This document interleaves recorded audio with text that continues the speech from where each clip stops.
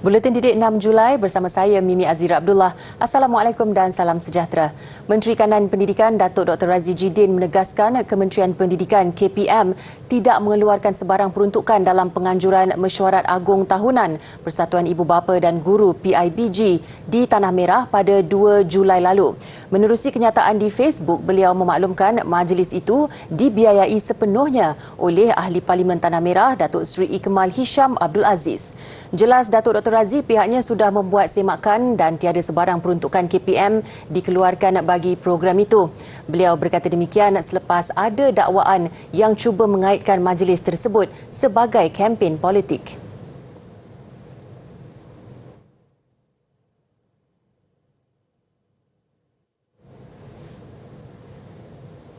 Geran bernilai lebih 13 juta ringgit diperuntukkan bagi membiayai pendidikan prasekolah kanak-kanak India B40 dalam usaha meringankan beban keuangan ibu bapa khususnya menghadapi kenaikan kos sara hidup ketika ini. Disalurkan Kementerian Perpaduan Negara KPN melalui Unit Transformasi Masyarakat India Malaysia Mitra. Geran itu meliputi pembiayaan yuran bagi sesi persekolahan 2022-2023 mulai Mac lalu sehingga Februari tahun depan. KPN dalam satu kenyataan berkata geran itu mampu memanfaatkan 5,164 kanak-kanak berusia antara 4 hingga 6 tahun. Ia disalurkan melalui 5 organisasi melibatkan 214 prasekolah di 8 negeri dan wilayah persekutuan. Selain pembiayaan yuran persekolahan, bantuan itu turut termasuk pemberian buku dan lembaran kerja, pakaian seragam, alat tulis serta subsidi penyediaan sarapan pagi. Menteri Perpaduan Negara Datuk Halimah Muhammad Sadiq berkata bantuan itu bertujuan memastikan kanak-kanak berkenaan mendapat peluang mengikuti pendidikan prasekolah sebagai persediaan memasuki pendidikan formal darjah 1 kelak. Inisiatif itu juga selaras aspirasi keluarga Malaysia merangkumi 3 teras utama iaitu kebersamaan, keterangkuman dan kesyukuran. Demi menangani kenaikan kos sara hidup pelajar, beberapa universiti Malaysia memilih untuk memantau harga makanan di premis dan mengusahakan pelbagai inisiatif bantuan. Menteri Pengajian Tinggi Datuk Seri Noraini Ahmad berkata, Kementerian Pengajian Tinggi komited untuk memastikan bantuan berterusan termasuk pelaksanaan moratorium bayaran sewa 6 bulan kepada pengusaha makanan dalam kampus Institusi Pengajian Tinggi IPT. Di Pulau Pinang, Timbalan Naib Chancellor Hal Ehwal Pembangunan Pelajar dan Alumni Universiti Sains Malaysia USM, Profesor Dr. Azlinda Azman berkata, antara inisiatif yang diambil adalah memperkenal menu ekonomi berharga RM5 selain menggesa semua pihak termasuk Majlis Perwakilan Pelajar MPP, Majlis Penghuni Desa Siswa MPD, pengusaha kafeteria dan Majlis Penggawa Desa Siswa untuk memastikan harga makanan yang dijual berpatutan. Sementara itu, Universiti Kebangsaan Malaysia UKM turut melaksanakan beberapa pendekatan untuk mengurangkan impak kenaikan harga barangan ke atas mahasiswa. Naib Chancellernya, Profesor Datuk Teknologis Dr. Muhammad Ikhwan Toriman berkata, pihak universiti melalui Pejabat Hal Ehwal Pelajar HEP bersama Kesatuan Mahasiswa UKM mengenal pasti pelajar kurang berkemampuan. Semalam, KPT merasmikan inisiatif Food at Campus Keluarga Malaysia 2.0. Menerusi inisiatif ini, pakej makanan ditawarkan dengan harga siling RM3.50 setiap hidangan. Baiklah, susulan situasi banjir yang melanda daerah di negeri Kedah ketika ini, ramai pihak yang prihatin menghulur bantuan termasuk Institusi Pengajian Tinggi Awam IPTA. Antaranya pasukan misi sukarelawan Kementerian Pengajian Tinggi KPT prihatin dari 4 IPTA iaitu Universiti Teknologi Mara UiTM, Universiti Kebangsaan Malaysia UKM, Universiti Sains Islam Malaysia USIM dan Universiti Malaysia Perlis UNIMAP. Pasukan ini menggembling tenaga menggerakkan misi bantuan pasca banjir ke daerah yang terkesan. Sukarelawan UiTM diwakili 10 pelajar daripada Majlis Perwakilan Pelajar MPP dan Komander Kesatria termasuk 15 kaki tangan dan Rektor Cawangan Kedah turun padang ke Taman Mesra. Mereka turut disertai Malaysian Relief Agency Baling bagi memudahkan misi bantuan. Dari UKM pula, 55 sukarelawan terdiri daripada warga kerja dan pelajar kampus Bangi dan Ceras bergerak ke daerah Baling yang paling terkesan. Majlis Pelepasan Sukarelawan disempurnakan oleh Naib Chancellor Profesor Datuk Dr. Muhammad Ikhwan Toriman. Selain itu, Pengerusi Lembaga Pengarah USIM, Datuk Dr. Zulkifli Muhammad Al-Bakri, turut bersama sukarelawan dari universiti itu bagi menyampaikan sumbangan barangan keperluan harian untuk mangsa banjir di Kampung Padang dan Kupang. UNIMAP pula berkesempatan melancarkan program Ops Kasih Banjir 2022 di Baling siang tadi. Ia adalah kerjasama antara MPP dan UNIMAP Volunteers Club UVOC yang bertujuan meningkatkan kesedaran tentang aktiviti sukarela sekaligus melancarkan misi bantuan.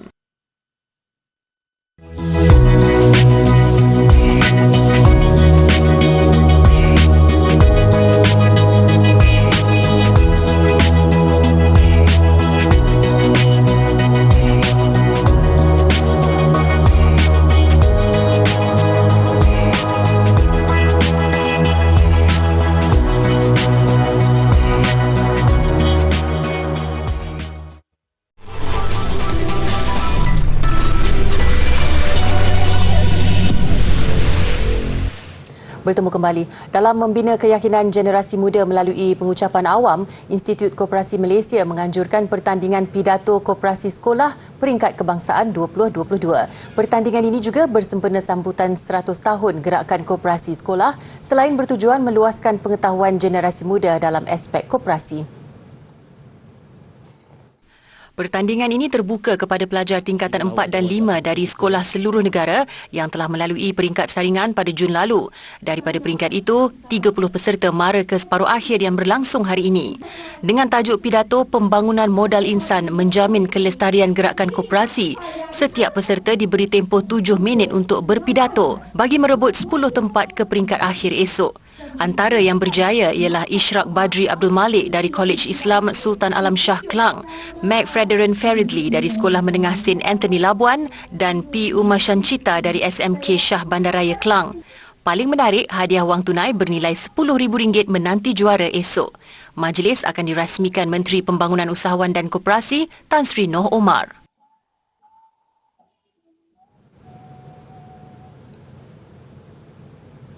Lebih 500 peserta dari pelbagai institusi pengajian tinggi dan Institut Latihan Kemahiran mengambil bahagian dalam Formula Motorsport Education Competition FMAC 2022 di Litar Lumba Rakyat Kuala Selangor yang berlangsung 3 Julai lalu. Pasukan KK dari Kolej Komuniti Bandar Baru Kedah muncul juara keseluruhan membawa pulang hadiah wang tunai RM4,000 beserta piala. Menurut pengurus pasukan Mazrul Iman Mustafa, kemenangan itu lebih bermakna apabila hasil usaha dan persiapan yang dilakukan tidak mengambil masa yang lama.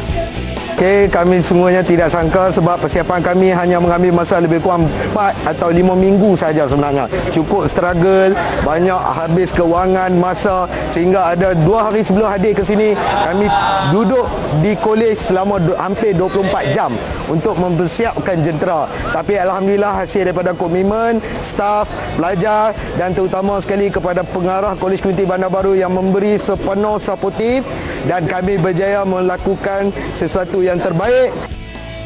Dalam pada itu, program yang dianjurkan oleh Fakulti Teknikal dan Vocational Universiti Pendidikan Sultan Idris UPSI itu turut menarik 3,000 pengunjung yang rata-ratanya merupakan peminat litar lumba. Naib Chancellor UPSI, Profesor Datuk Dr. Mat Amin Maktaf berkata, pertandingan itu akan diteruskan untuk tahun-tahun mendatang, susulan sambutan yang menggalakkan. Jadi alhamdulillah insyaAllah pada tahun hadapan kita akan kembangkan lagi dengan pelbagai kategori termasuklah menggunakan sumber tenaga hybrid dan juga hidrogen untuk menyahut terhadap perkembangan industri automotif negara. Tambahnya, pertandingan itu juga akan dimasukkan ke dalam kalender otomotif negara pada masa sama kalender di UPSI. Ia bertujuan melahirkan lebih ramai bakat-bakat baru dalam bidang tersebut.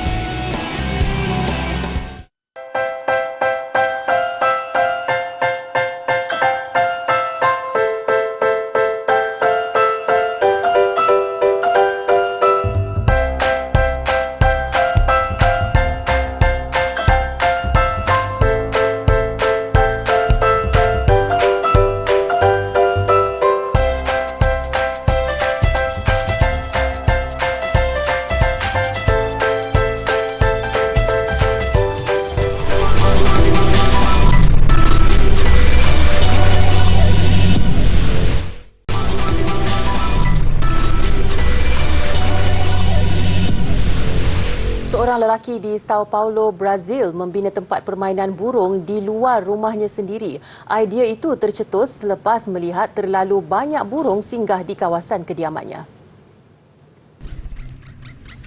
Inisiatif Marcelo Maximo ini memang menarik. Malah jiran-jirannya kagum dengan kreativitinya mendirikan rumah dan tempat permainan burung.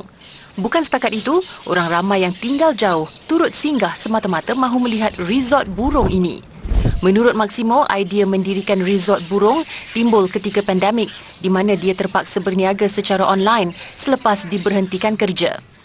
Trabalhando aqui na rua, na frente da minha casa, eu pude perceber uma grande quantidade de pássaros, que inclusive estão aqui agora. E aí eu resolvi do nada fazer uma casinha de passarinho, para quem sabe, né, agradar eles um pouquinho. Aí comecei fazendo umas casinhas, aí no começo eles não vieram, não deram muita bola para mim, mas depois eles começaram a vir bastante. Selain rumah burung, Maximo turut menyediakan tempat makan dan bermain untuk haiwan itu. Dia juga mengakui gembira dan tenang dengan kehidupan sebegini.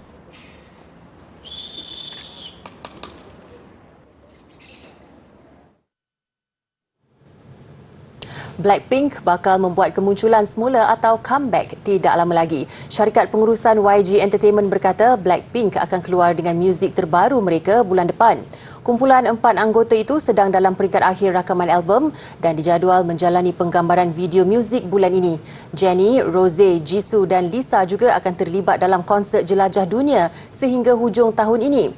Malah ia disifatkan sebagai jelajah terbesar dalam sejarah kumpulan K-pop wanita. Comeback ini adalah yang pertama daripada Blackpink dalam tempoh hampir 2 tahun.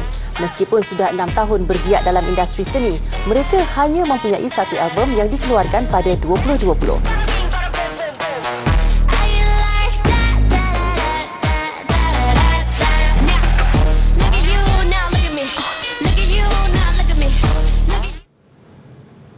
Minions The Rise of Gru mengumpul lebih $125 juta hasil kutipan tiket tayangan cuti hujung minggu panjang di Amerika Utara. Filem sequel ini juga memecah rekod sebagai tayangan perdana terbesar pada hari ulang tahun kemerdekaan negara itu. Ia turut membuktikan bahawa filem tontonan sekeluarga masih laris di pawagam. Prestasi Rise of Gru juga hampir menyamai filem pertama Minions pada 2015 iaitu $107 juta berbanding $115 juta. Pada masa sama, trend Gentle Minions di TikTok turut menyumbang kepada populariti filem ini. Ia menyaksikan golongan muda hadir menonton Rise of Gru di pawagam dengan berpakaian sut kemas.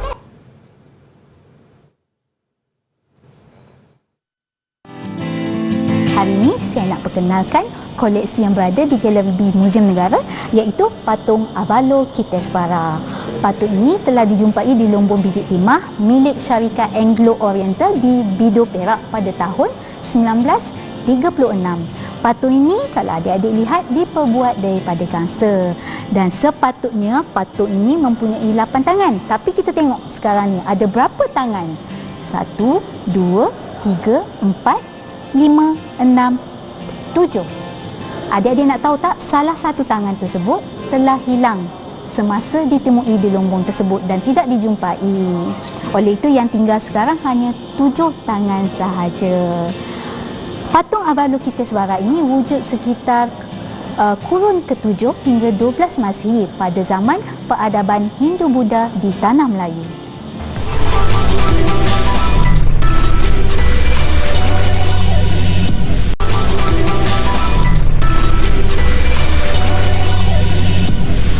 Sukan dimulakan dengan perkembangan Badminton Masters Malaysia. Tanpa kelibat Lee Zijia yang menarik diri, tumpuan kini terarah kepada Ng Ji Yong, pemain yang bakal tampil selaku perseorangan utama Malaysia pada Sukan Commonwealth Birmingham itu tidak menghampakan apabila mara ke pusingan kedua.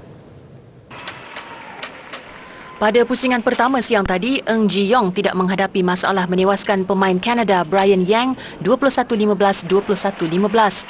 Halangan lebih sukar menanti Ji Yong pada pusingan kedua esok menentang pilihan keempat dari Taiwan, Chu Tian Chen. Sementara itu, hasrat untuk menyaksikan satu lagi perseorangan negara, Sung Ju Ven mara ke pusingan kedua, tidak kesampaian. Ju Ven yang mara dari pusingan kelayakan tewas kepada Li Xingfeng dari China. Xi Feng yang juga mengharungi pusingan kelayakan menang mudah 21-14, 21-12. Turut terkandas pada pusingan pertama pemain berpengalaman Liu Darren. Dia nyata sukar mengimbangi kepantasan pilihan ke-8 dari Hong Kong, Ng Kalong Angus. Liu Darren tewas dalam masa 37 minit, 17-21, 15-21.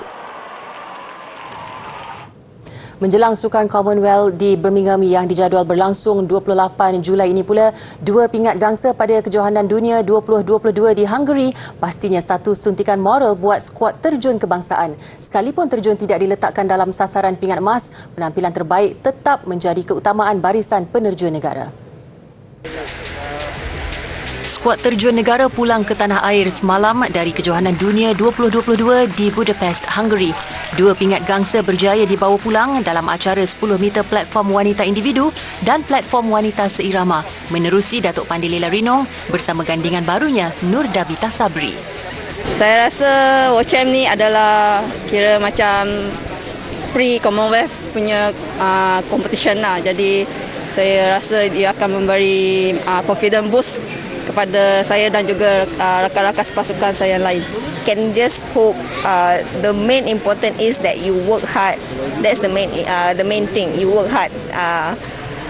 Winning a medal or not, the most important thing is that you know you work hard for it. Okay, so that's what I think lah. Majlis Olimpik Malaysia MOM meletakkan sasaran 7 pingat emas di Sukan Commonwealth Birmingham. Namun skuad terjun tiada dalam sasaran utama itu.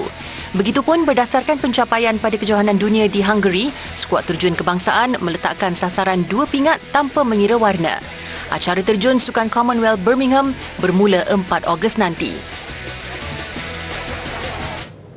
Bola sepak Liga Super selepas keupayaan mengikat pendahulu Liga Johor Darul Takzim JDT dengan keputusan 1-1 Sabtu lalu, Melaka United terus mencuri tumpuan apabila menewaskan Selangor FC 2-0. Perlawanan tunggal Liga Super semalam menyaksikan Melaka United menentang Selangor FC di Stadium Hang Jebat, Melaka. Seimbang pada awal permainan, Melaka United memecah kebuntuan minit ke-39 hasil penyudah penyerang import dari Nigeria, Ifedayo Olusegun. Bersambung babak kedua, Selangor cuba bangkit mencari gol penyamaan. Namun, Ifedayo, bekas penyerang Selangor musim 2019-2021, sekali lagi meledak gol untuk Melaka United selesa mendahului 2-0. Tiada lagi gol menyusul, Melaka United berjaya memperbaiki kedudukan untuk berada di tangga ke-8 dengan 12 mata. Manakala Selangor yang juga memiliki 12 mata, berkelebihan daripada segi jaringan, kekal di tangga ke-7. Seterusnya, Piala Menteri Pengajian Tinggi Universiti Pertahanan Nasional Malaysia UPNM muncul juara menewaskan Universiti Kebangsaan Malaysia UKM menerusi kemenangan agregat 3-0. Beraksi di tempat sendiri dengan kehadiran hampir 5,000 penyokong kedua-dua pasukan, UKM yang tewas 0-1 pada final pertama di arena lawan pantas melancarkan serangan sebaik permainan bermula. Ketika UKM yang juga juara 3 kali kejohanan rancak mengatur asakan, UPNM berjaya memerangkap lawan dan membuka jaringan menerusi Muhammad Ikmal Zuri Asmadi minit ke-16. 1-0 tamat separuh masa pertama, UKM meneruskan penguasaan pada babak kedua. Namun ketangkasan penjaga gol UPNM G. Navid Raj menghampakan tuan rumah. Mereka melenyapkan kebangkitan UKM apabila menambah jaringan kedua pada penghujung permainan menerusi Antines Varman. UPNM muncul juara buat kali pertama selepas hampir 10 tahun. Kemenangan itu juga membolehkan mereka meraih wang tunai RM10,000, manakala UKM akur dengan RM7,000 selaku naib juara. Aksi penentuan tempat ketiga dimenangi Universiti Sultan Zainal Abidin Uniza dan tempat keempat milik Universiti Teknologi Mara UiTM Shah Alam. Majlis penyampaian hadiah disempurnakan Menteri Pengajian Tinggi Datuk Seri Dr. Noraini Ahmad.